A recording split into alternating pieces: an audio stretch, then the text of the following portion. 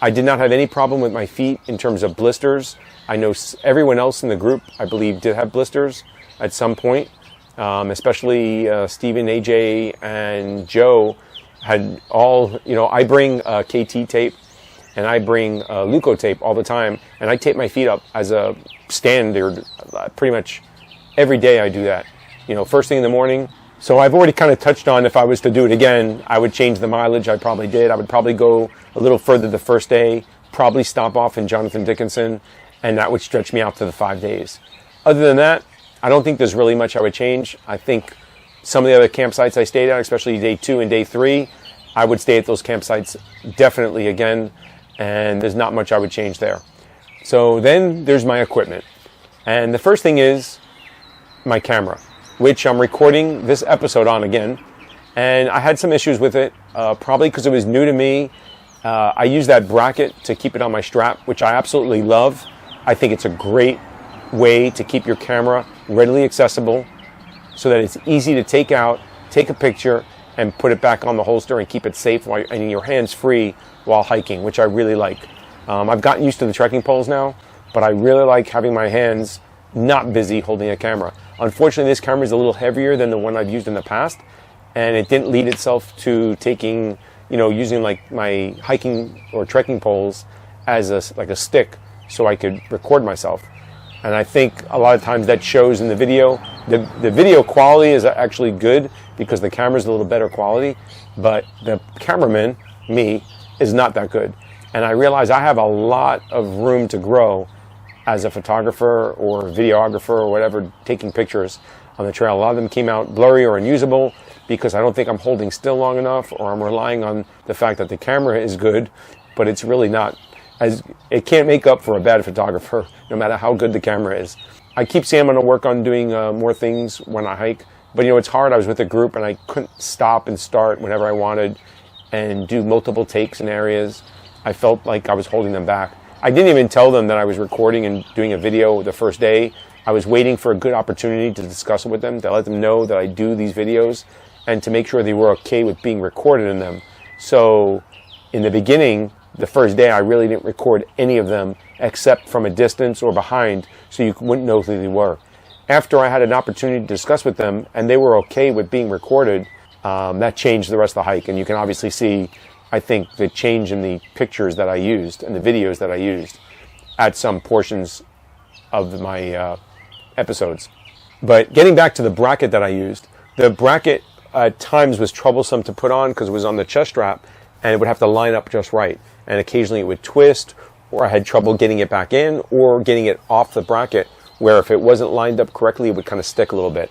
And I have a lot of pictures, maybe I'll stick one in here, a lot of videos of myself recording. You can tell the camera's pointing down, or just jiggling. You see just jiggling because I accidentally hit a button and it's recording while it's still in the holster. Several times I also changed the setting on it. You'll notice, I think once or twice, you notice there's a black and white photo. I don't know how I did that, but obviously I hit one of the settings on the camera and changed it to black and white. So when I went to take a picture, that's the setting that I had. So I probably will not use that bracket again unless I'm going to use this camera again. I am going to try to go to a new camera, and my next trip I'm going to try using a cell phone, which I'm going to upgrade as well. And I'm going to just try that because it's lighter and smaller and more compact. And the only difference will be I'll need more battery power. So, and that I can do. So a trade-off will be a camera for a power bank. Probably almost an even swap in weight, but size and durability it's not. So we'll see how that works out. Those my shoes that I brought on this trip, the Ultra Timp 1.5s, did well. With that mesh, they drain very well. Lets the water in, lets the water out. I did try it with the gaiters. The gaiters did a good job. They stayed put because they're designed for that shoe, with both the Velcro, the gaiter trap in the back, and the hook that goes to the front. The only thing is that because the water in the silt is so fine, it still gets into the shoe. It's not meant to keep water out. And I did have a lot of mud buildup in the bottom of the shoe. Additionally, I think at some points, the gaiter itself traps mud and dirt in your shoe and doesn't let it get back out. So I noticed like when I would take it off, there was a large amount of mud caked around where it joined the shoe on the inside of the gator, not just the outside. And any fold totally filled up with dirt. So I don't really notice a difference. The first day they felt kind of weird. I never hiked with them before. By the end of the day, I was just just felt normal. And the rest of the days I just put them on just because I had them. But I think I would probably just leave them off. I don't think it really made that much of a difference. But I did not get any debris, any twigs or leaves or anything in my shoe. And sometimes that does happen. So that's what the gaiters are designed for. So I know, I guess flip a coin one way or another, whether they helped or they hurt. They definitely didn't hurt, and they probably helped a little bit. But I probably would not bother wearing them again. And then if I noticed a difference, I would probably decide either to put them back on or not even bother. I want to discuss my backpack. Weight-wise, I was over the recommended weight of 25 pounds for that pack. Z-Pack recommends that pack has a max capacity of 25 pounds or so for comfort. And I had exceeded that with water. Without water, I was under 25 pounds. Just to recap, when I finally set out and I weighed my pack the day of the hike, it was 28.6 pounds. That was including water and my camera. I was carrying approximately 6 pounds of water and the bottles. So the pack without water was 22.6 pounds. When I weighed my pack upon my return, was 18 pounds even. So I had lost, between water and food and paper wrapping and Leuco tape and KT tape, 9.6 pounds of weight. Now, I could have left some gear home and I probably could have taken 2 pounds out of that. I believe I brought too much stuff. A lot of it was camera gear that I never ended up using. Making the pack a pound or two lighter would have been nice, but I think the weight was easily manageable and I didn't have any problem with it. My tent did well, my Z-Pax Duplex. I like this tent. I love the fact how it is super light. It packs up small and light. It does take up room, obviously, in your pack for bulk, but it is really, really light. It compresses to a very good size. It's still smaller than other tents I've owned. And it sets up fairly easy, and it takes down or collapses and packs up fairly easy. And I like the fact that I have room for extra stuff in there. If I need to, I can put a second person in there. If I need to, I can bring my pack in there, especially if it's bad weather. I usually bring my pack in with me. There is room with an overhang out front that if you want to put your boots or something wet out there, it'll stay out there. And it's not subjected to the environment anymore, but it's not getting your tent wet. All in all, I'm very happy with the tent and Z-Packs as well. I did notice a couple of holes on my screening material while I was on the hike, and upon returning, I contacted Z-Packs. I shipped the tent to them, and I just received it back the day that I'm recording this video, which was maybe 4 or 5 days turnaround, but not including shipping, but it actually was there and returned to me. So I'm very, very happy with both Z-Packs as a company, their customer service, and their product. And I can't recommend it enough. As I mentioned before, I bring KT tape and Leuco tape. And this became a community asset right away after day one. Several people had problems with blisters. So both Steven, AJ, and Joe used the tape. I don't know if Matthew did or not. I don't recall him using it. But by the last day, all my KT tape was gone and most of my Leuco tape was gone. Tape up my feet in the morning every day. So, and I haven't had a problem with blisters. I take care of my feet because I travel on them. They're important, as well should any hiker. My water filter, I use a gravity water filter. It's called a Katadyn Be-Free water filter. It has a 3-liter bag that you can fill up, a bladder. You fill up, and it's a gravity fed, so it has a filter that fits in the bottom. I like the filter design. It's very open. It's easy to clean. You can just swish it around to clean it. I've even had some leaves in there get caught with a pair of tweezers. I can usually pull out the larger portions if they don't shake loose. I never had any problem with it slowing down or clogging. Steven had a very good filter. It was a pump filter. It's an MSR filter. It's a nice filter. I really like the drop tube. The pickup tube on that has a float. So in this area where everything was murky and silty, you know, every time you stir up the water, you're getting a lot of dirt in your filter, which tends to slow them down and clog them. And it was working great the first day, but on the second day, he had problems with it. It seemed like he was pumping and filtering a lot of water, but very little was coming out. So it seemed like it was taking too long. Whereas my filter continued to perform. Because the water is pretty much stagnant in a lot of parts, it's just standing. It's not really flowing like a river or stream would. There was no pressure to fill up the bag. So I'd have to dip it in constantly or multiple times just to get some water in the bag because there's no pressure to inflate it. So sometimes it was hard to fill up the bag. It would take a long time. You wouldn't be able to fill it up more than halfway sometimes. In the videos, I mentioned that I went light on food, and I did. I saw the weight that I was carrying, and I decided to take out food. I was still a little bit heavy, comparatively. I took as much food probably on this trip as I did for 5 or 6 days on the Foothills Trail weight-wise. But I seem to gravitate more towards snacks, which has a lot more packaging than food. So I ended up eating a lot of snacks and everything. I didn't really cook any food until day 3 when you see me cooking the risotto. So unfortunately, I carried a stove and cookware to make one meal.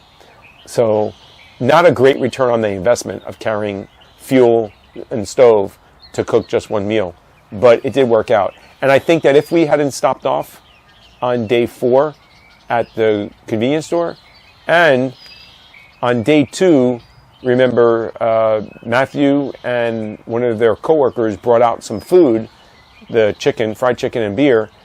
If that chicken hadn't showed up, I would have had to make one of my meals. I would have cooked it. So I might have actually run low on food, but I wouldn't have starved. But this is the first time on any trip that I've really come back with almost no food. I returned with 1 package of trail mix. Having no food left in my food bag was a first for me. Never had that happen before. So just to go into some numbers, when I first weighed my food bag, I started out at 5 pounds, 14 ounces. Way too heavy. I think I was under 5 pounds for the Foothills Trail. I reduced that weight by taking out some food. So in the end, my food bag weighed 5 pounds, 5 ounces. The bag itself, the Z-Pack bag with the line, weighs 3 ounces. So essentially, I had 5 pounds and 2 ounces of food for the 4 days. I already mentioned I carry trekking poles. I'm pretty used to them by now. I actually like them. I've gotten very used to them. And especially on this trip, when you're going in mud or areas where you can't always see where you're going, it's nice to be able to put the pole in front of you or to fasten them so that you can secure yourself so you don't fall and slip in the mud. And several times they helped me out due to the fact that the trekking pole was there to help stabilize me. Additionally, I use them for my tent to hold up my tent or the poles, so they do double function on that, and they performed well. I mentioned that I had some camera gear that I never used. I took 3 batteries. I took extra SD cards that I never really used them all. I probably could have gotten away with 1 less battery, but I'd rather have it and not need it than need it and not have it. I also took a interval timer with me, which I never used. It was a moonless night. I just never got a chance to use them. I took a density filter lens. I never used that either. They stayed in the box the whole time. Pretty much extra weight that I didn't need to carry. Additionally, I had a Gorilla Pod, which I tried using a couple of times. I like the flexibility of it, but in practice, it just feels too soft to me. I couldn't get them to stand up when I wanted them to, and I won't be using that tripod again. I took headphones, but I never used them on the trip. When walking, I didn't want to try them out because obviously I usually like hearing people, but I was walking with other people. I think it would have been rude to put headphones on and not pay attention to the people I was hiking with. The Instinct watch was able to use GPS all day long and maintain a charge. And I like that. It's the first watch that I've had that I'm able to do more than 8 hours or 10 hours and it not shut off on me. Now that I can look back, that it's been a couple of weeks since I went, I think that I might easily do just a loop or a section hike, maybe the first day or 2, which seemed to be my favorite part of the trail, another time. Even now sitting here discussing it, it still seems unreal that I went through some of these portions of the trail with my concern earlier for gators and snakes. And I think I would do it again. So maybe that's a little crazy or not, but it's what you do. That's where the trail goes. So in closing, this was a great trip on a great trail, and I had a great hike. A lot of greats there. And I enjoyed the company that I was with, which I think made it all the better. So as I mentioned, the good thing about this trail is it's in the deep south, where in the winter, when everything is snowed in or iced over, this trail is accessible. It's also the perfect season to go hiking down here. It was still very hot and warm, but some days were cool with a nice breeze blowing through, especially at night. So it's a thought that maybe everyone else should consider. You know, who doesn't love coming down to the south, getting away from freezing temperatures and warming up and getting some hiking in? Some of you may have noticed I like changing my shirts a little bit during each video. I'll try to get something hiking related. This shirt I'm wearing is a bright orange. It is the color of the Florida Trail. Additionally, it's good for visibility while hiking. Some of you may have noticed at the start of day 3, we took a photo when Matthew joined us. The photo I took was of all of us together. And you can plainly see that I am really the odd man out in that picture. I'm the only one wearing a different color, blue, compared to the other colors, which were kind of fluorescent. And they're all wearing the same shirt, which is from a company that my son and Steven work for. So I didn't get the memo, I guess, and I didn't get the t-shirt either. So as a kind of play or a dig, after this hike, I decided to make a t-shirt up. And I have gotten one for each person that was on the hike. So I guess this kind of counts as my first merchandise for Wandering Drew. It has Ocean to Lakes on it, but it also has Swamp to Shore, which is the name that I keep using this. So as you can see here, this is the shirt, and I'm not selling them. I don't want to get involved in merchandise. I don't think I'm there yet or willing or able to start selling stuff, but I may give a couple of these away in the next coming weeks or months. So if that's the case, I'll announce that as well in one of my videos. Just a little interesting something. So the Ocean to Lake Trail, Swamp to Shore Trail is done. It's over in the books and on the video. I had a great time hiking it. I know a lot of us now are dealing with some stuff about hiking. I'm recording this after a lot of these issues have happened. There are unprecedented times in terms of closing trails and people leaving the trail to return home. And we're uncertain about when we're going to be able to get back there. So just please take care of yourself and stay strong. The trails will still be there. We'll be able to return to them. In the meantime, we have to find new ways to keep ourselves busy and upbeat as we go through this. Thank you for watching this video. If you like what I'm doing on this channel and you like the videos, please consider giving me a like, click the thumbs up. Please consider subscribing and leaving a comment below. Really appreciate the comments. Once again, as I joke around, it lets me know that someone is actually out there watching. Once again, thank you for taking time out of your day to watch the video. I hope you will come back next week. Till we meet again.